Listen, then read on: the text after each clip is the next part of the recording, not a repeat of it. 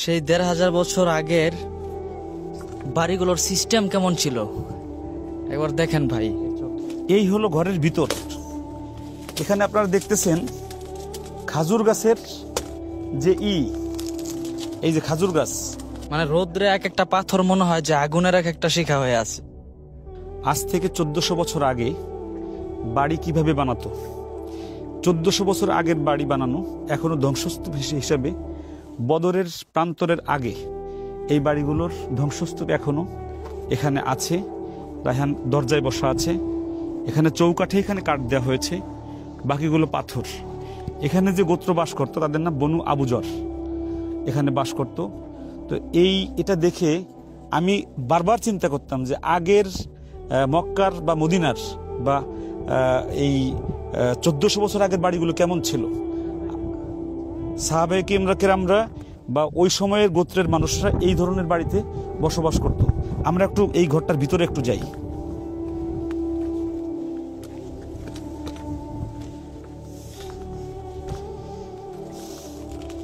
এই হলো ঘরের ভিতর।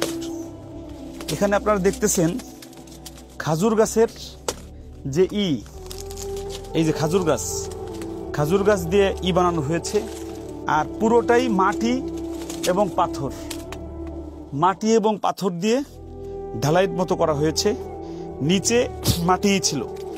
তো আলহামদুলিল্লাহ দেখে অনেক ভালো লাগলো।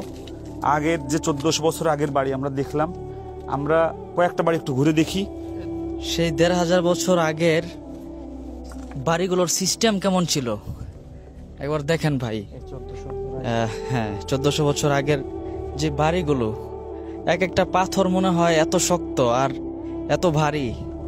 এই যে যেমন এই পাথরগুলো এমন গরম হয়ে আছে এখন, মানে রোদ্রে এক একটা পাথর মনে হয় যে আগুনের এক একটা শিখা হয়ে আছে। এই বাড়িগুলোর যেই ডিজাইন, এই ডিজাইনগুলো আমার নতুনই মনে হয়। এখনো দেখলে মনে হয় যে আলাদা ডিজাইনটার আলাদা একটা সৌন্দর্য আছে এই বাড়ির। এক একটা রুমের মতো ৮ ফিট বাই ১০ ফিট বা ৭ ফিট বাই ৮ ফিট এরকম আকারের বাড়ি এগুলো। আলহামদুলিল্লাহ অনেক ভালো লেগেছে। আমরা এখন বদরের দিকে যাচ্ছি।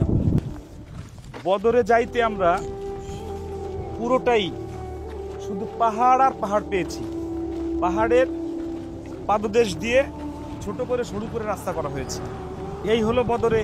আমি খালি চিন্তা করি যে এইরকম দুর্গম এলাকা দিয়ে মানুষ চলাফেরা করে। মূলত এই পুরো এলাকাটা বনু আবুজরের এলাকা। এই যে এই পাশ দিয়ে রাস্তা আছে, মাঝখান দিয়ে বাড়ি ভেঙে রাস্তা নিয়েছে।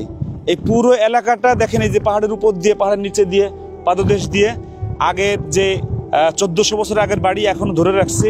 এখনো দেখার জন্য মানুষ এখানে আসে। আলহামদুলিল্লাহ, সুম্মা আলহামদুলিল্লাহ, অনেক ভালো লেগেছে আলহামদুলিল্লাহ।